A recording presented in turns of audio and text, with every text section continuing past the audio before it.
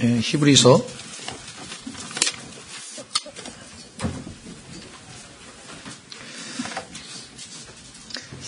2장 5절부터 새로운 주제인데 지난번에 아마 9절까지 좀 보다가 조금 중단된 것 같은데요. 계속해서 말씀드린 것처럼 히브리서 1장에서는 예수 그리스도의 신성, 예수님이 어떠하신 분인가, 예수님의 하나님 되심에 대해서 우리가 살펴보고, 그 살펴본 이유는 이 구원받은 히브리 그리스도인들이 그 예수 그리스도를 믿고 구원을 얻은 다음에 자기들이 속해 있던 그 유대교라고 하는 그 종교의 압박에 의해서, 또 그들이 살고 있는 삶의 현장의 어떤 그 압력에 의해서 옛날로, 다시 말하면 종교로 다시 돌아가고픈 그런 시험에 또는 유혹에 처해지게 됐었습니다. 그럴 수밖에 없는 것이, 우리 같은 경우는 뭐 여기 아주 특별히 예외적으로 자기가 자라온 어떤 환경이 무슨 철저하게 뭐 이슬람교라든가 뭐 철저하게 뭐 유대교라든가 아니면 철저하게 무슨 다른 어떤 종교적인 그런 그 집에서 자라나서 자기가 다른 종교로 개종을 할 경우에 그것이 얼마나 큰 문제이며 얼마나 큰 그 문제를 일으키는 건 물론이고, 자기가 그 가족 구성원의 일원으로서 있기가 힘든, 왜냐하면은 다 똑같은 종교를 받아들이는데, 뭐 이제 우리 같은 경우는 뭐 극단으로 보수적인 그런 유교 집안에서 태어나서 뭐 우리 교회 어떤 분도 1년에 뭐 10번 이상 제사를 지내는 집이 있다고 그렇게 들은 것 같은데, 뭐 그런 경우라든가, 그런 예외적인 경우를 제외하고는 예수 그리스도를 믿었을 때 자기가 직장에서나 또는 학교에서나 아니면 자기 이웃에서 좀 이 예수 그리스도를 믿는 이유 때문에 따돌림을 좀 당할 수도 있고, 어느 정도의 뭐 우리가 이 대가를 치르지만, 그러나 이 유대인 그리스도인들이 유대교라고 하는 종교를 믿고 있다가 그 종교를 벗어나서 예수 그리스도를 받아들인 후에 오는 일종의 이 후폭풍은 상상을 초월하는 겁니다. 경험을 우리는 참 하기 어려운데, 여러분들 그 베일의 책 이름이 뭔지 모르겠는데, 이슬람 자매가 간증한 책 하나가 뭐 베일에 가려진 여성인가 뭐 내 기억이 잘 안 나는데 우리 교회도 있을 겁니다. 이슬람 종교를 가지고 있던 자매가 예수님을 믿고 하나님 자녀가 됐을 때 그 이슬람 가문으로부터 겪게 되는 그런 그 엄청난 박해, 고난, 핍박 이런 것들을 우리가 볼 수 있는데요. 지금도 이슬람 종교를 가지고 있는 사람이 기독교를 개종하게 되면 그건 죽는 겁니다, 이제. 스페인도 마찬가지예요. 스페인에서도 제가 옛날에 그 가톨릭 신부였다가 구원을 받고 난 다음에 이제 침례교 목사가 된 그 분에 대해서 아주 옛날에 말씀을 좀 드렸던 것 같은데, 그분도 마찬가지예요. 그분이 딱 예수님을 믿고 나서 구원을 받은 다음에 소위 말하면 이제 당시로 외부 사람이 보면은 개신교로 개종을 한 셈이 됐죠. 그래서 집에서 아버지 어머니가 내보냈어요. 절연을 했어요. 나는 이단을 집에서 키우려고 내가 네 자식을 키운 게 아니다. 이래가지고 부모하고도 완전히 절연이 됐고, 사회적으로도 그 신부이기 때문에 군대를 면제받았는데 그게 취소가 됐어요. 그래서 나이 30에 다시 군대를 가게 됩니다. 근데 스페인 군대 자체가 다 카톨릭이거든요. 왜냐하면 스페인 헌법에 스페인은 카톨릭 국가이고 모든 스페인 사람들은 카톨릭 신도여야만 한다. 이게 아주 헌법에 박혀 있어요. 그러니까 다른 종교를 가지면 이게 범법 행위가 되는 거예요. 형사소추의 대상이 될 정도로. 그러니까 뭐 그런 나라에서 만약에 예수님 믿었다면 정말 견디기 힘들겠죠. 이 경우도 조금 히브리 사람들로부터, 이 사람들은 사회생활, 경제생활, 뭐 모든 생활이 다 종교로 이루어졌기 때문에 그 종교의 행위를 그만둔다는 것은, 뭐 성전에서도 당신들은 예수 믿으니까 성전에 이제 예배 뭐 오지 말라. 또 어떤 축제, 명절 모임에도 당신들은 오지 말라. 그러면 이건 뭐 완전히 요즘 말로 왕따를 당하는 거죠. 어떻게 해볼 도리가 없는 그런 위기 상황에서 옛 종교로 구원은 받았지만 옛 종교로 되돌아가고픈 그런 성향에 직면했을 때 그 종교의 주종을 이루는 핵심 요소인 천사, 모세, 그다음에 아론, 대제사장 등등등을 쭉 비교하고 예수 그리스도께서 어떻게 그 모든 유대 종교에 나와 있는 그 그림자들을 실체화시키고 예수님이 모든 것을 성취하신 분이신가. 그래서 예수님이 훨씬 더 뛰어나다고 하는 것을 입증해서 이들로 하여금 계속해서 더 완전함을 향해서 전진할 수 있도록 격려하고 초창기 유대의 백성들이 출애굽 이후에 가나안 땅으로 들어가기까지 많은 하나님 앞에 불순종을 통해서 얻었던 대가들을 치룬 그런 하나님의 심판과 징계를 통해서 이들에게 경고하고, 그러니까 경고, 위로, 경고, 격려 이렇게 해서 아주 균형 잡힌 그런 이 실질적인 교훈을 주는 책이라고 할 수 있죠. 그래서 첫 번째 우리는 절대로 이 구원을 소홀히 해서는 안 된다고 하는 사실. 왜? 예수 그리스도가 바로 참 하나님이시고 그분이 가지고 계신 14가지 사항을 우리 살펴봤어요, 지난 시간에. 자, 오늘은 하나님의 아들로서의 예수님이 아니라 이번에는 사람의 아들로서의 예수님에 대한 이야기가 5절부터 나옵니다. 오늘날도 이 예수 그리스도는 신비로운 인물이시죠. 참 하나님이시면서 참 인간이신데 이것을 머리로 이해하기는 어렵습니다. 그러니까 참 엉뚱하게도 예수님은 하나님이시라고 믿고 있는 사람들 중에서 예수님은 인간이시라고 하는 사실을 받아들이지 못하는 이단이 있는가 하면, 반대로 예수님은 아주 뛰어난 인간이시긴 하나 예수님이 어떻게 창조주 하나님이 되느냐, 그래서 예수님의 신성을 부인하는 사람도 있고, 우리 생각에는 예수님의 신성을 부인하는 사람은 우리에게는 쉽게 이단이라고 판단할 수 있죠. 그렇죠? 예수님이 하나님이시라는 사실을 받아들이지 아니하면 당연히 뭐 그거는 구원도 못 받았을 테이고, 그런데 예수 그리스도의 인간 되심에 대해서 만약에 어떤 사람이 안 받아들였을 때, 그런데 예수님이 참 하나님이시기 때문에 나의 구세주라고 믿었을 때 얼핏 보면은 이게 이 사람은 어떻게 된 건가? 구원은 받았는데 교리를 잘 모르는 것인가? 그럴 경우도 있을지 모르겠어요. 근데 여기서는 예수 그리스도가 인간이 아니시라면 절대로 우리의 구원자가 되실 수 없다는 것이에요. 필연이기 때문에 필연. 꼭 인간이셔야만 인간을 대속할 수 있죠. 인간을 대신해서 죽으시려면 인간이셔야지. 그래야 인간과 인간이 대속이 가능한 것이죠. 예. 자, 그래서 우리는 5절부터 보시면은 하나님께서 인간을 만드셨을 때 인간이 어떠한 존재였는지를 먼저 설명을 합니다. 5절, 그분께서는 다가오는 세상, 곧 우리가 말하는 그 세상을, 우리가 뭐 교리적으로 얘기하면 천년왕국이겠죠. 천사들에게 복종시키지 아니하셨느니라. 얼핏 보면 인간은 천사보다 한 단계 낮은 급수로 창조된 것은 사실이지만, 그러나 어떤 면에서 보면 우리는 하나님의 형상으로 지음을 받은 자로서 아주 훨씬 더 우월한 지위를 가지고 있다는 것이죠. 그러니까 천사들에게 복종시키지 아니하셨느니라. 6절, 그러나 한 사람이 어떤 곳에서 증언하여 이르되, 시편 8편에 나와 있는 내용을 인용했죠. 사람이 무엇이기에 주께서 그를 깊이 생각하시나이까. 하나님께서 사람이 도대체 무슨 존재이길래 그렇게 깊이 생각할 대상으로 여기시는입니까? 너무나 시편 기자는 그 하나님의 아주 무한 광대하심과 그 천지 창조의 위대하신 그 하나님께서 미미한 인간에 대해서 그렇게 깊은 관심을 가지고 계신다고 하는 것이 너무나 감격스러웠겠죠? 뿐만 아니라 사람의 아들이 무엇이기에 주께서 그를 찾아오시나이까. 방문했다, visit이라고 하는 동사를 썼는데요.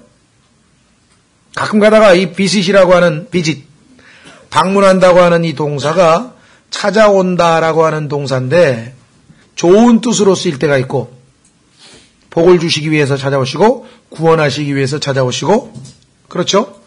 근데 가끔 가다가 성경 번역에 보면 이게 벌을 준다든가 무슨 징계한다든가 심판한다든가 이렇게 번역하는 경우가 얼핏 보면 나와요. 그것은 왜냐하면은 찾아오시는 목적이 이제 벌 주시기 위해서 오실 수도 있잖아요. 두 번째 예수 그리스도의 재림은 원수 갚기 위해서 오시는 거죠. 예수 그리스도의 재림은. 그런 의미에서 봤을 때 이 의역이 된 경우가 종종 있는데 뭐 우리는 그저 직역을 하시면 찾아오시는데 때로는 좋은 일로 때로는 나쁜 일로 찾아오실 수도 있다. 어쨌거나 여기에서는 지금 관심을 가지고 있는 것, 찾아오시기까지 하는 것, 성경에 보니까 창세기 3장에서부터 하나님의 음성으로 The voice of the Lord, 주의 음성으로 예표되는 예수 그리스도께서 거닐고 계셨다. 아니 음성이 어떻게 거닐어요? 얼핏 보면은 예수 그리스도께서 주의 음성이라는 이름을 가지고 계시죠. 그래서 또 뭐 노아에게 말씀하신 건 물론이고 아브라함에게 직접 나타나시고 또 롯에게도 나타나시고 하갈에게도 나타나시고 성경에 보니까 찾아오신 적이 뭐 여러 번 마노아의 삼손의 아버지 마노아에게도 찾아오시고 결정적으로는 물론 초림 때에 아예 인간의 몸을 입고 이 땅에 찾아오신 그것이겠죠. 7절 주께서 그를 천사들보다 조금 낮게 만드시고 육신을 입었으니까 천사들은 영이죠. 육신을 입으면 한순간에 한 장소에 밖에 있을 수 없습니다. 시간과 공간의 제약을 받을 수밖에 없죠. 그러나 영은 시간과 공간을 초월할 수가 있잖아요. 그렇죠? 네, 순식간에 보였다가 안 보일 수도 있고 또 그냥 멀리 순식간에 뭐 막 몇천 킬로를 이동할 수도 있고 뭐 이런 그 초자연적인 영의 존재로 볼 때에는 당연히 천사들보다 낮게 지음받은 건 맞죠, 인간이? 그러나 하나님께서는 천사에게 이 땅의 만물의 영장으로 한 게 아니라 다시 통치권을 주신 것이 아니라 천사들은 섬기는 영에 불과하고 여기 인간은 어떻게 했냐면 영광과 존귀로 관을 씌우셨다 그랬죠, 7절에. 그에게 영광과 존귀로 관을 씌우시고 그래서 창세기 2장에서 하나님께서 인간을 창조하신 것은 하나님이 다스린 모든 세계를 다스리도록 그래서 생육하고 번성하고 다스리라. 그러니까 아담이 만물의 영장인 것은 분명한 것이죠. 왕입니다. 왕. 그를 주의 손으로 지으신 것들 위에 세우시고 여기 나왔네요. 뿐만 아니라 모든 것을 그의 발 아래 두어 복종하게 하셨나이다 하였으니 이것이 처음에 하나님으로부터 부여받은 아담의 임무였었습니다. 근데 이제 문제는 우리가 잘 아는 것처럼 뭔가 심각한 문제가 하나 발생을 했죠. 그래서 그분께서 모든 것을 그 아래 두어 복종하게 하셨은즉 그 아래 두지 아니하신 것이 하나도 없도다. 그러면 지금 있는 이 세상의 모든 피조물이 하나님께서 통치권을 주신 인간의 손 아래 복종하고 있느냐? 보니까 아니더라 이 말이에요. 그러나 지금 우리는 아직 모든 것이 그 아래 놓인 것을 보지 못하고 우리의 권위는 왕으로서의 권리는 왕권은 어떻게 됐습니까? 우리가 마귀에게 넘겨주어 버렸어요. 그 인간은 더 이상 왕 노릇할 수 있는 존재가 아니죠 지금. 자, 확인해 보겠습니다. 누가복음 4장에 단서가 될 만한 구절이 기록되어 있네요. 마귀가 어떻게 예수님께 자기에게 경배만 하면 이 세상에 있는 모든 왕국과 권능을 넘겨주겠다고 얘기를 할 수 있는가? 누가복음 4장에 보면은 5절 또 마귀가 그분을 데리고 높은 산으로 올라가 순식간에 세상의 모든 왕국들을 그분께 보여주며 마귀가 그분께 이르되 이 모든 권능과 그 왕국들의 영광을 내가 내게 주리라. 그것이 내게 넘겨졌으므로 누구든지 내가 원하는 자에게 그것을 주리라. 그러므로 내가 만일 내게 경배하면 모두 내 것이 되리라 하매. 성경에는 지금 히브리서에 보니까 분명히 하나님께서 인간에게 주신 것들인데 인간이 그것들을 지금 마귀에게 넘겨준 것으로 성경에 기록되어 있죠. 내게 넘겨졌으므로 하고 분명히 기록되어 있죠. 창세기 3장에서 일어난 사건이었습니다. 창세기 3장에서 인간이 타락함으로 말미암아 하나님의 말씀 대신 마귀의 말을 받아들여서 순종한 결과 일어난 엄청난 비극의 역사가 여기 지금 그 결과로 마귀에게 넘겨져 버렸습니다. 마귀에게 넘겨졌습니다. 그래서 예수님은 마귀에게 그것이 아담의 것이지 어째 네 것이냐라고 예수님께서 꾸짖거나 그 사실을 부인하실 수는 없었어요. 왜? 실제로 넘겨진 거니까. 아담이 하나님께 순종한 게 아니라 마귀의 말을 들어버렸으니까. 마귀의 권위 아래 들어가 버렸으니까. 그래서 마귀의 종이 된 것이죠. 마귀의 자식이 된 것이고. 성경에 따르면 그의 권위 아래 들어가. 그래서 예수님께서는 다만 그것을 되찾아서 아담에게 돌려주고자 이 땅에 오셨다고 하는 그 목적을 예수님은 기억하고 계셨겠죠. 그 순간까지는 그 사실을 부인하지 않으셨다는 것. 그래서 죄송합니다. 히브리서에 다시 오면 하나님께서 인간에게 주셨던 그 통치권, 영광, 이 모든 것을 이제 되찾을 날이 왔다는 것이죠. 그 임무를 부여잡고 이 땅에 오신 분은 누구신가? 예수 그리스도. 그런데 그 예수 그리스도께서는 자신의 머리가 되시고 몸된 교회를 통해서 그 일을 이제 완성하시려고 하다 보니까 죄인들로 하여금 하나님 앞에서 의롭다함을 얻고 하나님의 생명을 받게 해주는 구속사역이 먼저 선결 조건이라 이 말이에요. 인간이 예수님과 함께 통치하고 다스리고 왕노릇하기 전에 인간은 그 전에 먼저 구속을 받아야 될 존재로 이미 타락해 있었다는 것이죠. 자, 그래서 9절에 보니까 다만 누구를 봐요? 예수님을 보노니. 예수님을 봤다. 아담을 봤더니 아담은 왕이 아니야. 하나님이 원래 의도했던 창조의 목적대로 지금 생활하고 있지 못해. 타락해서 지금 종 노릇하고 있어. 그래서 이 종을 자유인으로 만들고 이 낮아진 존재를 다시 영광 가운데로 회복시키기 위해서 예수 그리스도께서 오셨다.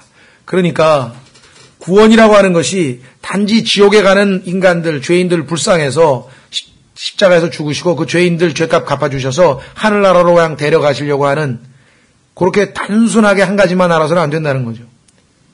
이 온 우주 만물을 원래 맡겼던 인간들에게 되돌려 주어서 하나님께서 원래 창조하신 바 그 목적을 수행할 수 있는 회복의 절차.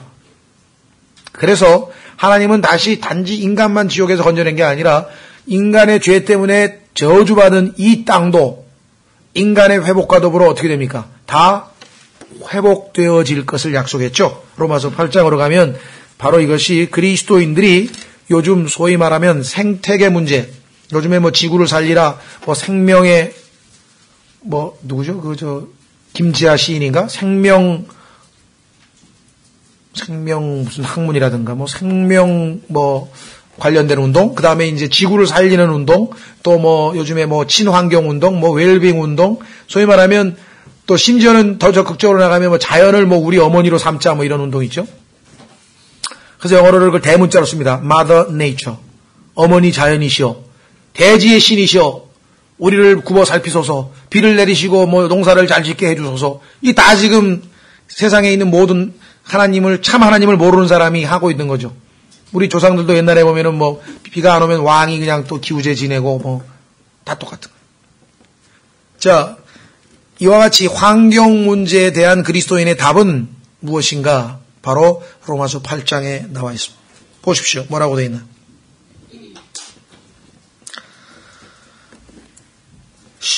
18절 내가 생각하건대 로마서 8장 18절 현재의 권한들은 앞으로 우리 안에 나타날 영광과 좋게 비교될 수 없도다. 만물의 영장으로서 복귀해서 하나님이 원래 창조했던 대로 통치자로서의 왕으로서의 복귀가 눈앞에 다가왔다. 그렇죠? 예. 19절 피조물이 간절히 기대하며 기다리는 바는 하나님의 아들들이 나타나는 것이니라. 하나님의 아들들이 지금 나타났습니까? 안 나타났습니까? 아직 안 나타났죠. 자, 여기를 로마서 8장을 잘 접어두시고 요한 다시 돌아와야 되니까 요한 1서로 가시면 하나님의 아들들이기는 하나 여러분과 제가 아직 우리 안에 있는 예수 그리스도께서 나타나지 않으셨기 때문에 우리는 하나님의 아들로 알아보는 사람은 우리끼리밖에 없어. 우리끼리는 알아. 믿음으로. 근데 다른 사람들은 우리가 하나님의 아들인지 몰라. 요한 1서 3장.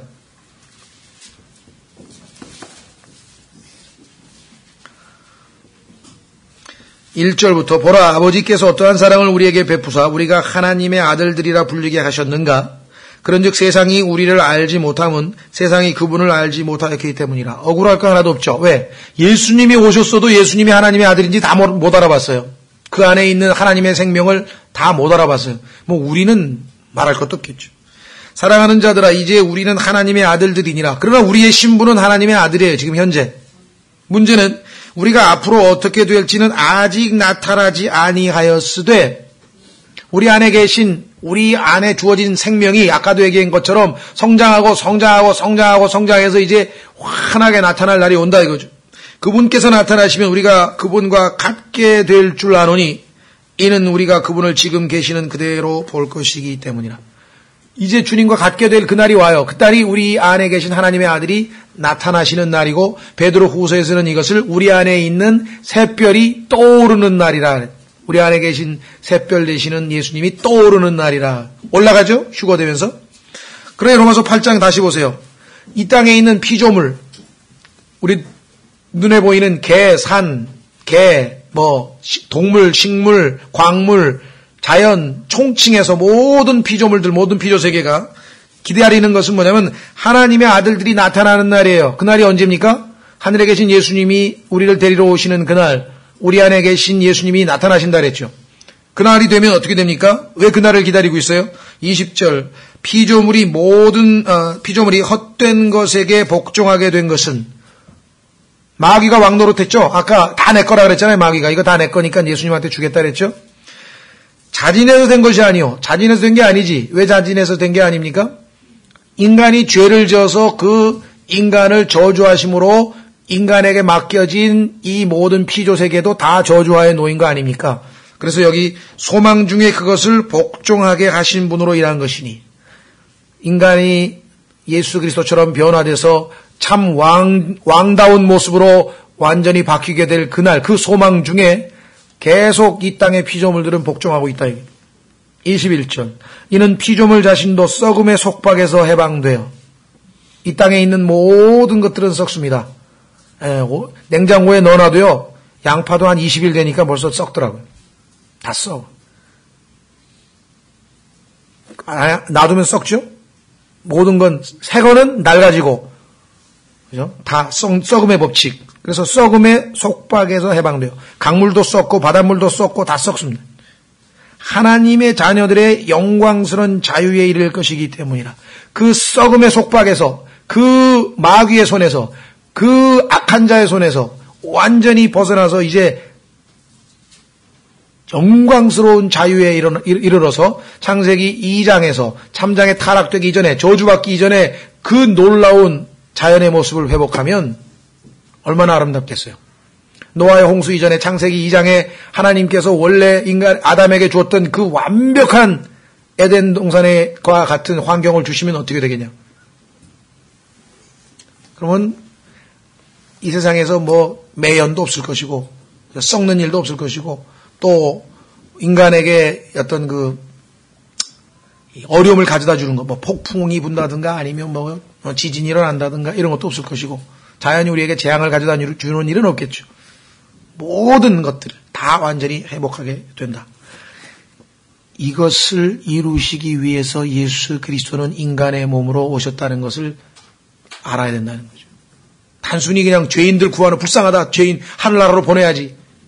너무 그게 물론 제일 중요하죠. 우리에게는. 그러나 그것만 알아서는 안 된다는 것이에요. 그 뒤에는 하나님의 마음에는 인간의 본래 창조 목적인 왕으로서의 권위와 영광에 이르고 그에게 다스릴 지금 이 피조 세계도 다 회복해서 인간에게 주고. 그렇죠? 그래서 지금 히브리서 다시 돌아오시면 뭐라고 말씀했습니까? 예수님께서 그것을 이루시기 위해서는 예수님이 하셔야 될 일이 있는데 그것은 뭐냐? 그분이 오셔서 인간이 되셔야 된다. 그리고 아담이 지은 죄값을, 죄 문제를 해결해야 된다. 그래서 여기 나와 있죠. 다만 예수님을 보노니 그분께서 죽음의 고난을 당하시려고, 죽음 이외에는 아담의 죄 문제를 해결할 수 있는 방법이 없다는 거죠. 천사들보다 조금 낮게 되셨다가 육신을 입으셨죠? 그렇죠? 우리가 얼핏 생각할 때에는 그 전능하신 분이 그냥 하늘에서 내려와가지고 이 땅을 이 고장난 거, 썩은 거 싹 다 고치고 아담도 다 회복시키시고 이 전능하신 분이 좀 그렇게 하시면 안 되나 싶지만 그건 하나님이 정하신 법칙이 안 되죠. 죄 싹은 사망이고 반드시 죄에 대한 심판이 있을. 그래서 하나님의 의로움을 손상시킬 수가 없어요.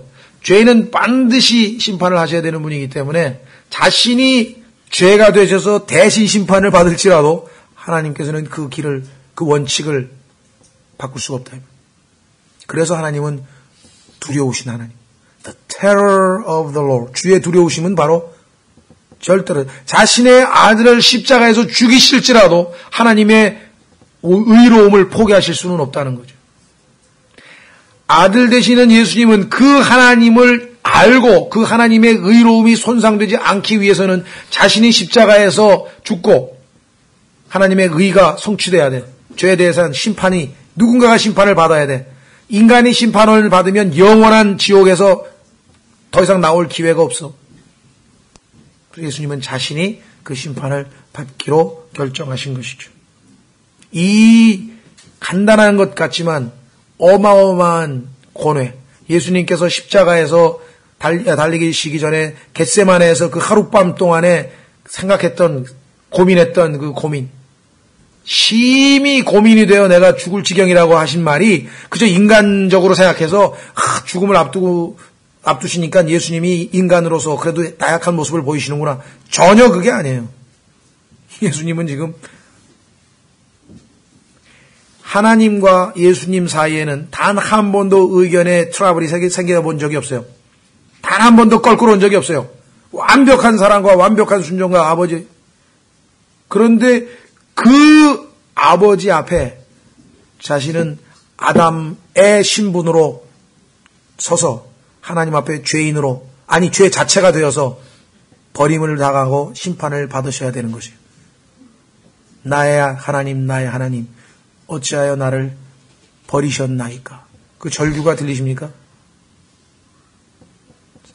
육체적인 고통과 어떤 그런 것 차원이 아니라 하나님과의 그 좋은 관계가, 하나님 앞에서 자기가 죄인으로 쓰셔야 한다는 것, 그 고뇌. 그러나 그것이 하나님의 뜻인 줄을 알고 내가 내 뜻대로 마옵시고 아버지 뜻대로 하옵소서. 성경에 보면은요, 끔찍한 얘기가 나와요. 하나님께서 그의 혼이 상하는 것을 기뻐하시고, 이사야서 53장에 보시면, 얼핏 보면, 믿음이 없는 사람이 보면 그 얼마나 끔찍한 얘기입니까? 하나님이라고 하는 분이 자기 아들이 십자가에서 못 박혀서 그 고통 가운데 죽으시고 지옥에 가서 고통당하시고 지옥까지 가는 그것을 기뻐하셨다고, 그래서 그 혼이 상하는 것이 기뻐하셨다고 이사야서에 써 있어요. 새디스트입니까 하나님이? 남 고통당하는 걸 보고 기뻐하시다니? 그게 아니죠. 그것만이 많은 아들들을 얻을 수 있는 유일한 길이기 때문에 그 많은 아들들을 얻을 수 있는 그 일을 자신의 외아들이신 예수 그리스도께서 순종을 통해서 행하신 것, 그것이 기쁘시다.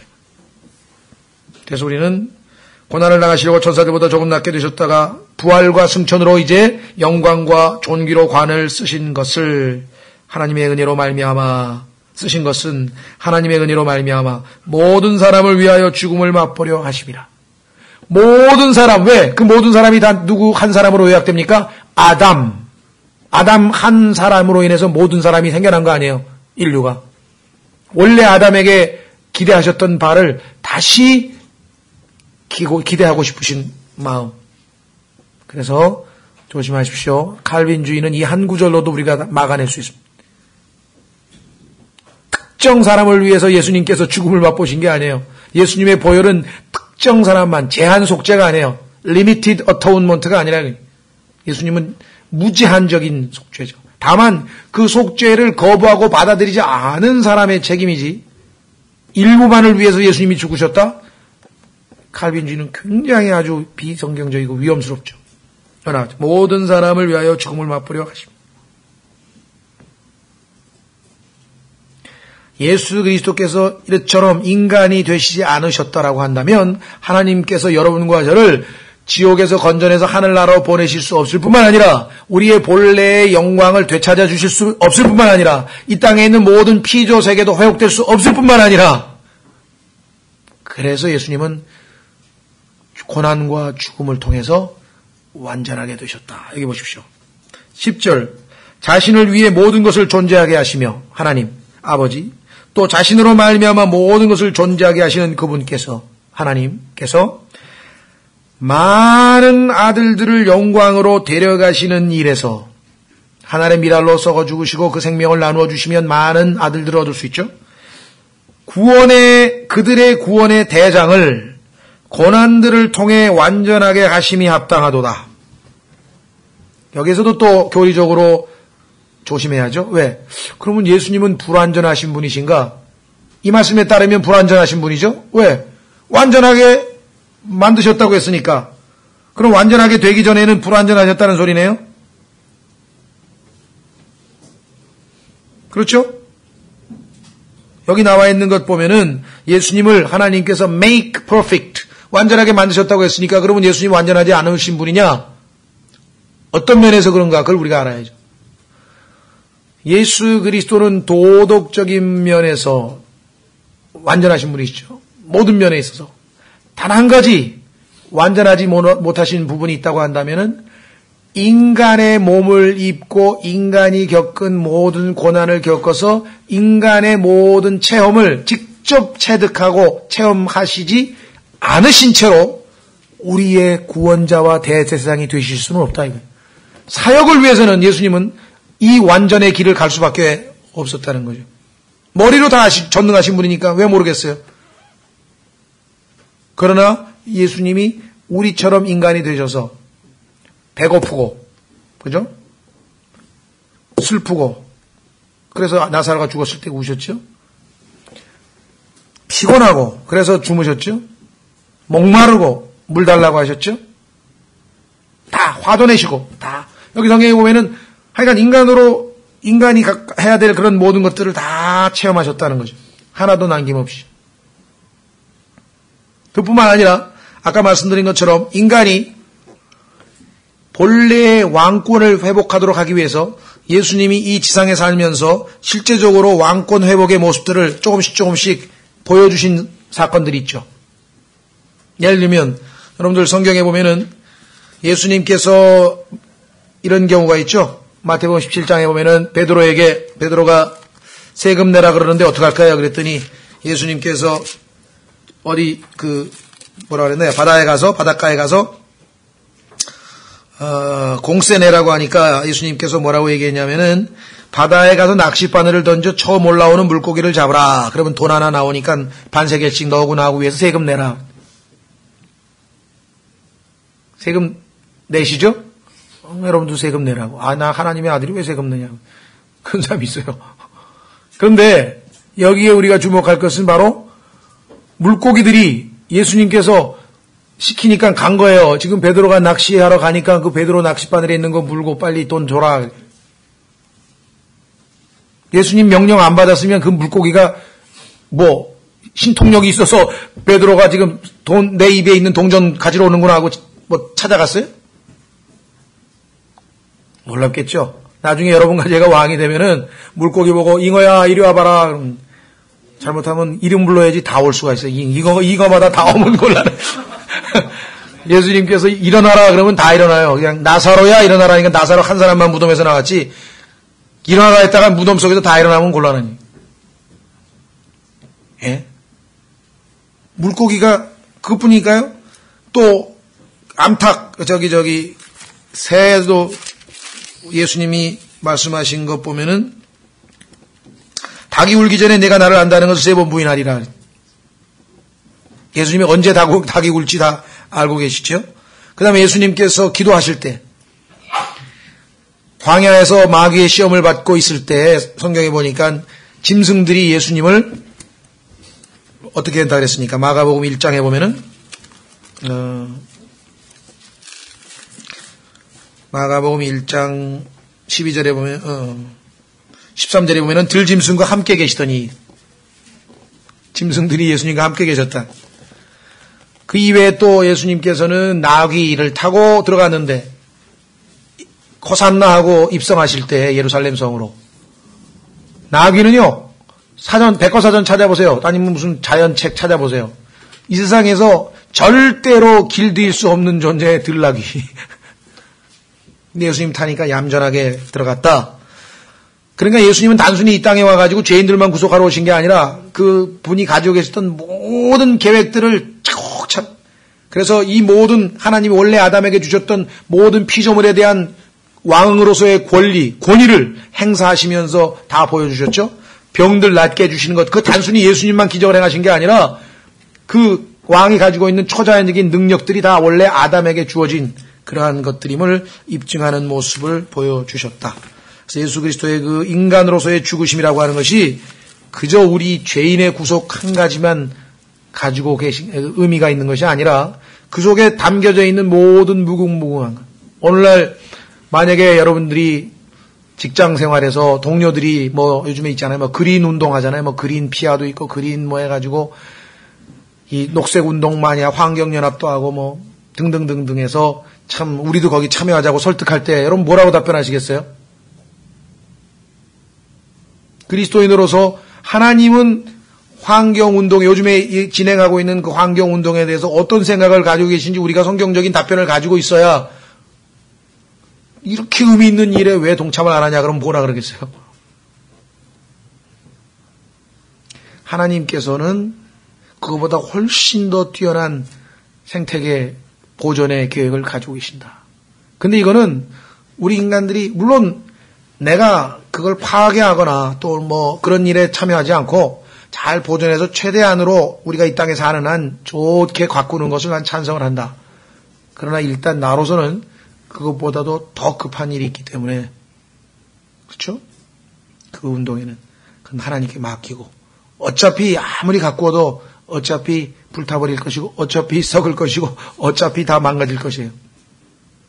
그래서 오늘 이 예수 그리스도께서 천사들보다 뛰어나다고 하는 그 소개를 하는데 갑자기 인간이란 무엇인가 하면서 인간이 왕권과 존귀로 영광으로 관쓰고 인간 창조 얘기가 여기서 왜 튀어나왔을까? 원래 하나님이 인간을 창조하셨을 때 그 모든 권리를 다 박탈당하고 완전히 아주 정말 왕에서 이 거지로 신세가 아주 이렇게 추락돼 버린 인간들을 원래대로 회복하시고 모든 피조물들을 원래대로 회복하시고 이 모든 계획. 그 다음에 그래서 우리는 고난들을 통해 완전하게 하심이 합당하도다. 만약에 예수님께서 이 고난을 통하지 아니하였다고 한다면 여러분과 저를 위한 대제사장이 되실 수가 없을 겁니다. 그렇죠? 자, 그래서 그 뒤에 그 얘기가 나오죠. 뒷부분에 나오니까 그때 가서 얘기를 더 하고요. 11절 완전하게 됐고 11절 거룩히 구별하시는 분과 예수 그리스도 예수님께서 그분의 피로 우리를 거룩히 하셨다. 하나님의 영으로 우리를 거룩히 하셨다. 거룩히 구별된 자들이 우리죠. 우리는 거룩히 구별된 자들이죠. 예수님과 우리 둘 다가 어떻다고요? 다 하나에서 났으니 다 한 생명을 받았어요. 영원한 생명, 하나님의 생명. 이러한 까닭에 그분께서 그들을 형제라 부르기를 부끄러워하지 아니하시고 우리를 너무 사랑하니까 생명은 다르지만 그냥 하나님께서 우리를 형제라고 불러주셨다. 그게 아니고 동일한 생명을 갖고 있기 때문에 다만 예수님은 그것을 완전하게 표현하고 계시고 우리는 아까도 얘기했지만은 2% 남짓 표현할까 말까 지금 그러고 있어서 지금 차이가 날 뿐이지 생명 자체는 똑같죠. 생명 자체는 똑같다 이 말이에요. 그래서 거룩히 구별된 자들이 다 하나에게서 났으니 그러므로 그분께서 그들을 형제라 부르기를 부끄러워하지 아니하시고. 여러분 생각에는 우리 같은 자들을 어떻게 하나님께서 예수님이 형제라고 자기 자신을 우리하고 신분을 똑같은 자라고 얘기하실 수 있을까? 이거는 진리이고 사실이기 때문에 예수님이 어찌할 수가 없어요. 예수님 안에 있는 생명이나 우리 안에 들어와 있는 영원한 이 생명이나 똑같은 퀄리티를 가지고 있는 생명이에요. 다만 우리는 완전히 순종하지 않고 성숙되지 않은 상태에 있기 때문에 예수님이 누가복음에서 사신 것처럼 그 놀라운 완벽한 삶과 우리의 삶이 차이가 날 뿐이지 생명 자체는 지금 똑같은 생명이라. 그뿐 아니라 이르시되 내가 주의 이름을 내 형제들에게 밝히 보이고 교회 한가운데서 노래로 주를 찬양하리이다. 예수님께서는 세상 사람들에게 공개적으로 우리가 예수 그리스도의 형제임을 인정하고 계십니다. 또 우리 떳떳하게 성경대로 예수님이 바로 맏아들 되시고 우리가 그분의 형제 된다고 얘기를 하죠. 왜? 사실이기 때문에. 다만 우리의 상태가 아직 그에 못 미치고 있는 것이 많이 안타까울 뿐이겠죠. 자, 여기서 13절에 보면 단지 형제일 뿐만 아니라 또 신비로운 이야기가 나와요. 또다시 내가 그분을 신뢰하리라 하시고, 아버지를 신뢰한단 말이죠. 또다시 나와 하나님께서 내게 주신 자녀들을 보라 하시느니라. 아니, 금방 형제라 그랬는데 또 금방 자녀라 그랬어요. 왜 그랬을까요? 그분이 우리를 낳으신 분이시죠. 생명을 주신 분이시죠. 더더군다나 예수님이 이름 중에 하나가 이사야서 9장 6절에 보니까 한 아이가 우리에게 태어났고 한 아들을 우리에게 주셨는데 그는 누구라고요? 뭐 원더풀, 뭐 놀라우시니 그 다음에 뭐 평강의 통치자 뭐 이렇게 쭉 나오시다가 거기에 뭐 나옵니까? 영웅존하는 아버지라. 예수님이 everlasting father. 야, 이 성경이 신기하다. 이게 아들이 됐다가 아버지가 됐다. 이거 참 얼마나 감사해요. 하나님께서 우리 보고 이걸 이해하라 그랬으면 누가 이해를 하겠습니까? 믿으라 그랬죠. 언제 하나님이 이해하라 그랬나요? 믿으라 그랬죠. 자, 이사야서 9장으로 가보세요. 그거 이해할 사람 아무도 없어요. 이 세상에. 이거 이해가 어떻게 되겠? 응? 이사야서 9장 6절. 이는 한 아이가 우리에게 태어났고, 그 다음에 이제 조심하셔야 됩니다. 한 아들을 우리에게 주셨는데, 아들은 영원부터 하나님이시기 때문에, 영원부터 하나님의 아들이시기 때문에, 그분은 태어날 수가 없어요. is born이 아니야. 그분은 is given. 하늘에 계신 아들을 하나님께서 우리에게 주셨지.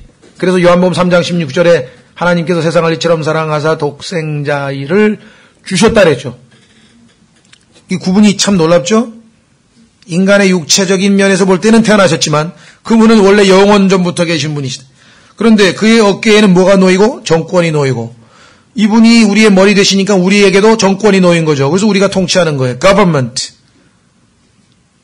여러분과 제가 지금은 이 정부에서 우리가 다스림의 대상이지만 우리가 다스릴 자가 된다는 것이죠. 그의 이름은 놀라우시니 계획자, 강하신 하나님, 영존하는 아버지, 평화의 통치자라 할 것이기 때문이라. 여기에도 그의 정권과 화평이 번창하여 끝이 없으며 그가 다윗의 왕자와 그의 왕국 위에 군림하여 그것을 정비하고 이제로부터 영원토록 공의와 정의로 그것을 굳게 세우리라. 만군의 주의 열심히 이것을 이루리라. 자, 7절에 보면은 끝이 없다는 말하고 그 다음에 그 다음 줄에 영원토록이라고 하는 말하고의 차이점을 좀 이해하시겠습니까? 영원토록이라고 되어 있는 ever, forever라고 하는 말은 시간적 개념이고 7절에 나와 있는 그 정권과 이 화평이 번창하여 끝이 없다고 했을 때 이 끝이 없다고 하는 것은 범주에 관한 얘기예요. 시간이 아니에요. 크기란 말이에요. 크기. 우주 만물이 영원히 팽창하고 있듯이 하나님의 왕국은 계속 커져만 가. 더 커져만 가. 더 커져만 가. 공간적 개념이란 말이에요. 자, 그래서 우리는 다시 히브리서로 와서 자녀, 예수 그리스도께서 우리를 자녀라고 부르시기도 하고 형제라고 부르시기도 하고 그렇게 말씀하고 계시는 거죠.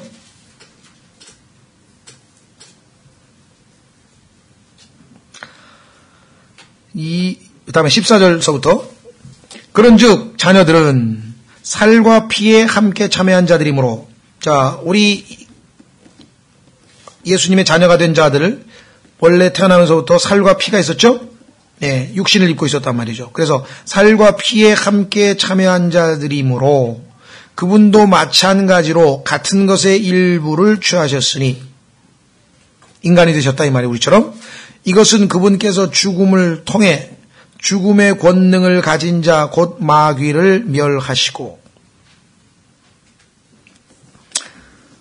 또 죽음을 두려워하여 평생토록 속박에 얽매인 자들을 건져내려 하심이라. 진실로 그분께서는 자기 위에 천사들의 본성을 취하지 아니하시고 영의 존재로, 영적인 존재로 이 땅에 오신 게 아니라, 영으로 온 게 아니라 아브라함의 씨, 유대인으로 오셨으니까 인간이시긴 인간이신데 아브라함의 씨를 취하셨도다. 그렇죠? 인간의 모습을 하고 이 땅에 예수님이 오셨다. 여러분, 룻기를 보면 이 문제를 조금 더 쉽게 이해할 수 있을 것 같아요. 룻기. 사사기 바로 다음에 보면은 룻기에 보면은 어떻게 이방인이었던 룻이, 이방인이었던 그 비참한 처지에 놓여있던 룻이 당대의 강력한 권세자 중에 한 사람이었던 보아스의 아내가 될 수 있었는가. 룻기 2장 1절에 보시면 나오미에게는 그녀의 남편 엘리멜렉의 가족에 속한 친족 가운데 부유하고 강력한 자가 있더니, 자, 여러분과 저처럼 이 세상에서 잃을 거 다 잃고 아무것도 남아있지 않는 영적으로 제로죠. 사망의 몸, 제로. 아무것도 없는 가난한 자. 이런 사람이 나오미의 처지, 우리의 처지와 나오미의 처지나 룻의 처지나 다를 게 하나도 없는데 그에게는 한 가지 참 아주 뭐랄까요, 다행스러운 점이 있었어요. 그것은 누군가 하니 부유하고 강력한 자가 있는데 그분이 누구냐? 친족이야, 친족. 자, 어떤 친족인가? 20절로 가보세요.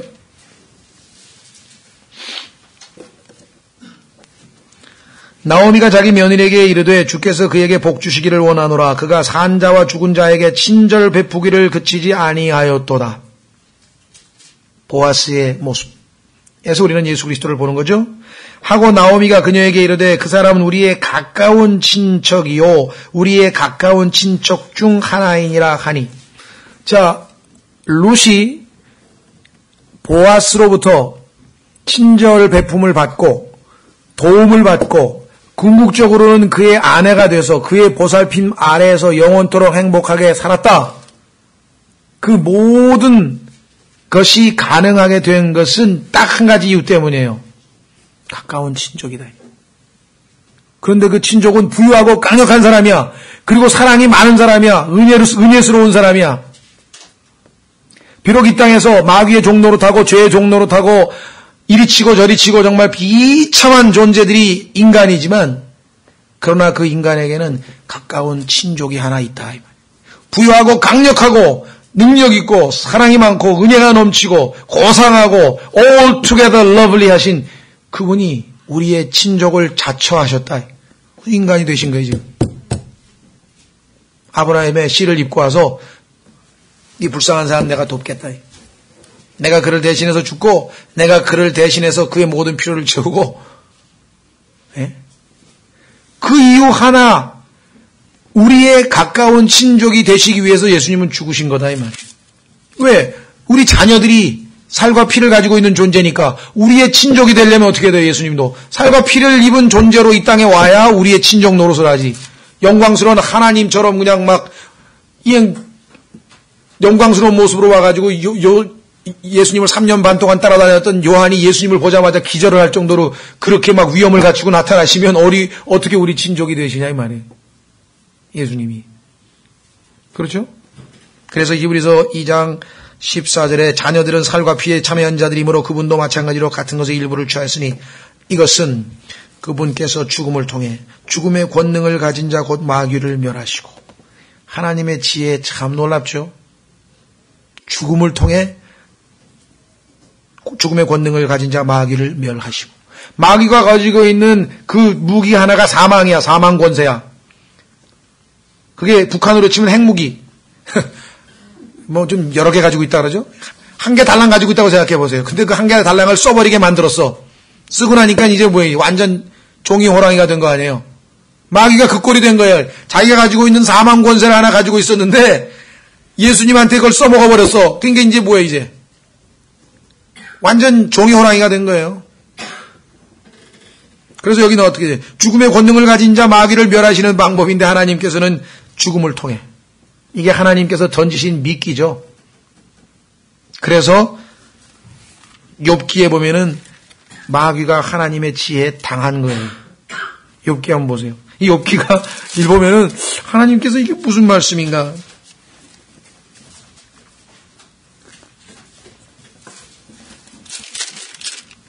욥기 41장에 보면은 하나님께서 오직 나만이 마귀를 장난감처럼 가지고 놀 수 있느니라. 그렇게 얘기하세요. 마귀는 뭣도 모른 채 십자가에서 예수 그리스도를 죽이면 그것으로 끝나는 줄 알았더니 아니었죠. 자기 무기만 다 쓰고 이제 빈털털이 된 거예요. 이제 마귀는. 욥기 41장 내가 낚싯바늘로 리워야단을 끌어낼 수 있겠느냐? 인간은 마귀하고 붙어봐야 그게 가능하냐? 혹은 늘어뜨리는 줄로 그의 혀를 끌어낼 수 있겠느냐? 내가 그의 코에 낚싯바늘을 걸 수 있겠느냐? 혹은 가시로 그의 턱을 꿰 수 있겠느냐? 그가 내게 많은 강구를 하겠느냐? 얼마나 센 자인데 인간에게 빌터가 없겠죠. 그가 내게 부드러운 말을 하겠느냐?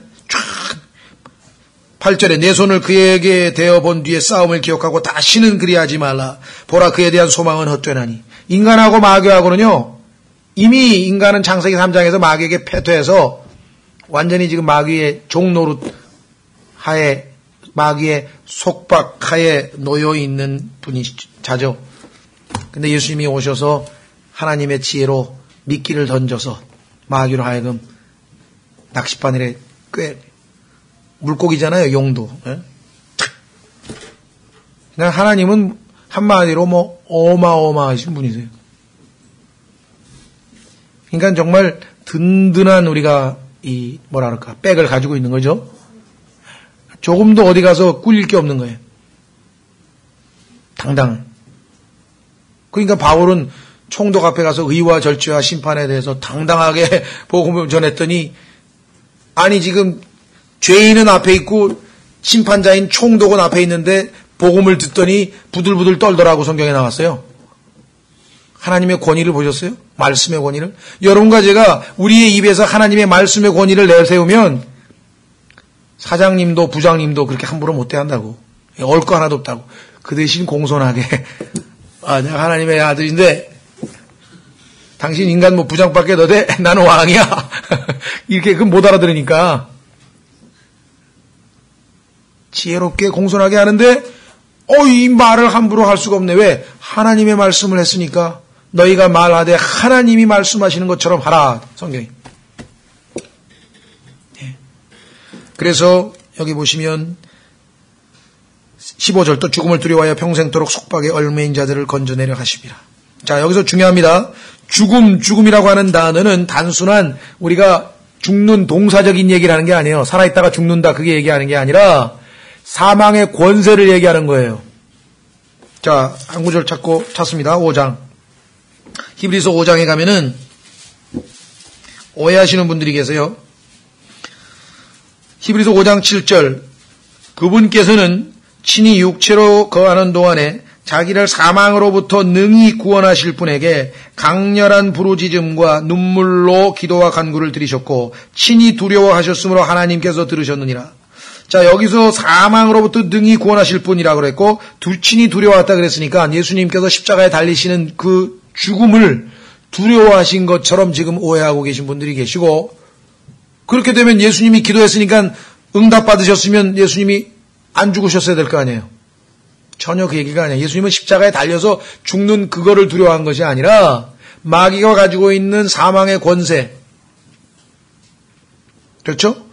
예수님이 지금 죽어서 그의 혼이 지옥에 갔습니다. 그런데 마귀가 사망의 권세를 가지고 예수님을 붙잡아 둘 수 없었다 그랬죠? 예수님은 부활하셨다 이게. 그게 하나님이 응답하신 것이죠. 여기서는 지금 사망의 권세에 대한 이야기를 하고 있지 죽는 것 자체를 의미하는 게 아니라는 것이죠. 자, 그래서 히브리서 2장 15절 죽음을 두려워한다는 얘기는 이 세상에 죽는 거 안 두려워하는 사람 많잖아요. 뭐 자살하는 사람도 많고 그냥 뛰어내는 사람도 많고 뭐 죽으면 그만이지 뭐 사는 사람도 많고 그런 죽음 말고 나중에 죽음의 권세하에서 영원토록 빠져나오지 못하는 그 파워, 그것을 완전히 예수님께서 제거하신 것이죠. 평생토록 속박의 얽매인 자들을 건져내려 하십니다. 진실로 그분께서는 자기 위에 천사들의 본성을 취하지 아니하시고 자기 위에 아브라함의 씨를 취하셨도다. 자, 17, 18절 읽고 마칩니다. 다음 시간에 좀 더 길게 해야 됐네요. 여기는 드디어 이제 예수 그리스도의 대제사장 되심, 3장서부터 8장에 이르기까지 거의 이 대제사장 직분에 관한 이야기가 반복되어 나오는데, 자, 17절 그분께서 모든 일에서 그분께서 자기 형제들과 같게 될 필요가 있었으니, 아까 말씀드렸죠? 인간이 겪은 모든 것 다 겪었어요. 자, 엄마 뱃속에서 몇 개월 있었습니까? 9개월 똑같이 있었어요. 엄마 뱃속에서 나오셨어요. 어린아기로 자라셨어요. 12살 때 부모님이 시키는 대로 예루살렘 명절 따라가셨어요. 목수일 시키시면 아버지가 시키는 대로 목수일도 하셨어요. 인간으로서 이 땅에서 다 뭐 동생 돌보라 그러면 돌보셨겠죠. 그죠? 아버지 어머니가 어디 가고 동생들 돌보라 그러면 동생도 돌보셨을 거고, 인간으로서 모든 일에도 똑같아요. 이것은 그분께서 하나님께 속한 일들에서 긍휼 많고 신실하신 대제사장이 되사 백성의 죄들로 인해 화해를 이루려 하심이라. 그분께서 친히 시험을 받아 고난을 당하셨은즉 시험 받는 자들을 능히 구조하실 수 있느니라. 인간으로서의 모든 경험을 다 해보시고, 가롯 유다에게 배신도 당하셨잖아요. 배신감이 무엇인지 예수님은 다 아십니다. 육체적인 고통을 말할 것도 없고 십자가에서 인간의 정신적 고뇌, 같은 12제자 안에 자신을 배반하려고 호시탐탐 언제든지 변심하려고 딱 작정을 한 마귀가 거기 하나, 예수님이 가롯 유다를 마귀라 데리고 다녔어요. 얼마나 불편하셨겠어요. 얼마나 볼 때마다 안쓰러웠겠어요. 차라리 태어나지 않았으면 넌 좋았을 것이라고 했던 그를 예수님이 친구로 택하셨는데, 마지막 배반하는 순간까지 예수님은 그를 향해서 친구여, 친구에게 배반당하는 것, 예수님은 이런 심정은 모르실까요? 언제 예수님이 친구에게 배반당하시 본 적이 있나? 등등등등. 예수님은 모든 일에서 형제들과 같게 될 필요가 있었다. 그러기 때문에 자격이 있으시다 이거예요. 우리를 도우실 수 있는. 나중에 히브리서 4장에 가면은 그분은 우리의 feeling, 우리가 가지고 있는 느낌마저도 다 이해하실 수 있는 분이라. 자, 그래서 우리는 다음 시간에 조금 이 대제사장에 대해서 얘기하고, 인성을 지니신 인간으로 예수님이 오셨어야만 하는 이유, 그 이유를 우리가 쭉 들었습니다. 그렇죠? 하나님을 영광을 버리시고 스스로 천사보다 낮게 된 그 위치를 취하신 예수님의 마음, 우리를 향하신 마음, 이 치밀한 계획, 하나님의 섭리, 엄청난 이야기죠. 다음 시간에 계속 하시고요. 오늘 이 시간 다 같이 일어나셔서